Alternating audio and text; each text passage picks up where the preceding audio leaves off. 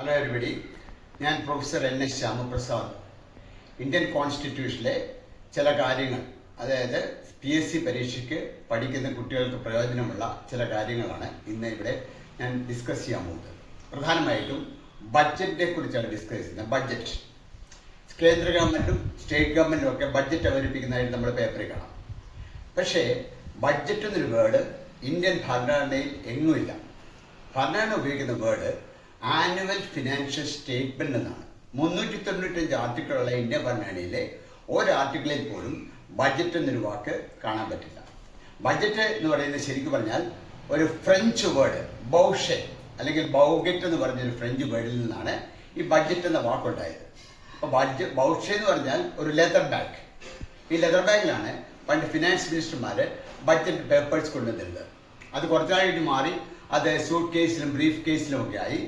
ഈ അടുത്ത കാലത്ത് നമ്മുടെ ഇന്ത്യൻ ഫിനാൻസ് മിനിസ്റ്റർ ഒരു ലെതർ ഫോൾഡറിലാണ് ഈ ബഡ്ജറ്റ് പേപ്പേഴ്സ് കൊണ്ടുവന്നത്. അപ്പോൾ ബഡ്ജറ്റ് എന്ന് പറയുന്നത് നമ്മുടെ എല്ലാ വർഷവും പാർലമെന്റിലും സ്റ്റേറ്റിലും അവതരിപ്പിക്കുന്ന ഒരു എസ്റ്റിമേറ്റ് ആണ്. ആൻറ്റിസിപ്പേറ്റഡ് ഇൻകം ആൻഡ് എക്സ്പെൻഡിച്ചറിന്റെ ഒരു എസ്റ്റിമേറ്റ് ആണ് ഈ ബഡ്ജറ്റ് എന്ന് പറയുന്നത്.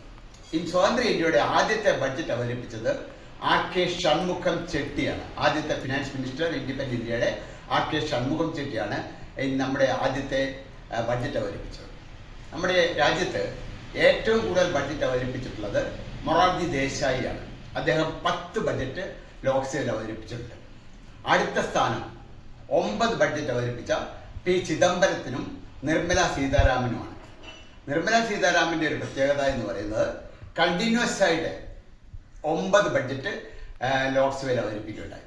ബഡ്ജറ്റിന്റെ ഒരു പ്രത്യേകത, ബഡ്ജറ്റ് ലോക്സഭയിൽ മാത്രമേ അവതരിപ്പിക്കാൻ പറ്റുള്ളൂ, മന്ത്രിക്ക് മാത്രമേ അവതരിപ്പിക്കാൻ പറ്റുള്ളൂ, ജോയിന്റ് സെഷനിൽ ബഡ്ജറ്റ് അവതരിപ്പിക്കാൻ പറ്റില്ല. ബഡ്ജറ്റ് പാസ്സാക്കാനുള്ള അധികാരം ലോക്സഭയ്ക്ക് മാത്രമേ ഉള്ളൂ. രാജ്യസഭയിൽ ബഡ്ജറ്റ് ചർച്ച ചെയ്യാമെന്ന് മാത്രമേ ഉള്ളൂ. രാജ്യസഭയ്ക്ക് ബഡ്ജറ്റ് പാസ്സാക്കാനുള്ള അധികാരമില്ല. ബഡ്ജറ്റ് പഴയ കാലത്ത് പ്രസന്റ് ചെയ്തിരുന്നത് ലാസ്റ്റ് ഡേ ഓഫ് ഫെബ്രുവരിയിലെ ലാസ്റ്റ് വർക്കിംഗ് ഡേയിലായിരുന്നു ബഡ്ജറ്റ് പ്രസന്റ് ചെയ്തിരുന്നത്. ഈ അടുത്ത കാലത്ത് അതിനൊരു മാറ്റം വരുത്തിയിട്ടുണ്ട്. ഫെബ്രുവരി 1-ാം തീയതിയാണ് ഇപ്പോൾ ബഡ്ജറ്റ് അവതരിപ്പിക്കുന്നത്. എല്ലാ വർഷവും ഫെബ്രുവരി 1-ാം തീയതി ബഡ്ജറ്റ് അവതരിപ്പിക്കുന്നതാണ്. ബഡ്ജറ്റ് അവതരിപ്പിക്കുന്ന ദിവസം ബഡ്ജറ്റിന് ഡിസ്കഷൻ ഒന്നും കാണത്തില്ല. അന്ന് രാവിലെ 11 മണിക്ക് ഫിനാൻസ് മിനിസ്റ്റർ ബഡ്ജറ്റ് ലോക്സഭയിൽ അവതരിപ്പിക്കുന്നതാണ്. അതാണ് നമ്മുടെ ഒരു കസ്റ്റമറി പ്രാക്ടീസ്. ഇതിനോടൊപ്പം വേറൊരു പുതിയൊരു കസ്റ്റം നമ്മുടെ കൂടെ ഉണ്ട്. അതിന് ഹൽവ പാർട്ടി അല്ലെങ്കിൽ ഹൽവ സെറിമണി എന്ന് പറയും. ബഡ്ജറ്റുമായി ബന്ധപ്പെട്ട ഒരു കസ്റ്റമാണ് ഹൽവ സെറിമണി. അതായത് ബഡ്ജറ്റ് ഒരു കോൺഫിഡൻഷ്യൽ ഡോക്യുമെന്റ് ആണ്. ബഡ്ജറ്റിന്റെ സമയത്ത് ഒരു പേരും ലീക്കാവാൻ പാടില്ല.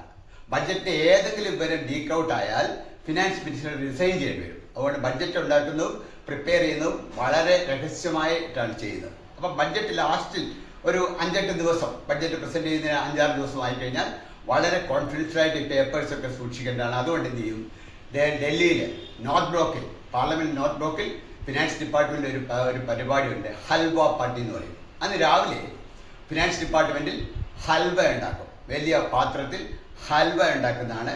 നമുക്ക് ഈ അടുത്ത കാലത്തൊക്കെ എല്ലാ വർഷവും കാണാം. നിർമ്മല സീതാരാമൻ കൂടെ വന്നിട്ടാണ് ഈ ഹൽവ ഉണ്ടാക്കുന്നതിൻ്റെ ഒരു പടം സാധാരണ വരാറുണ്ട്.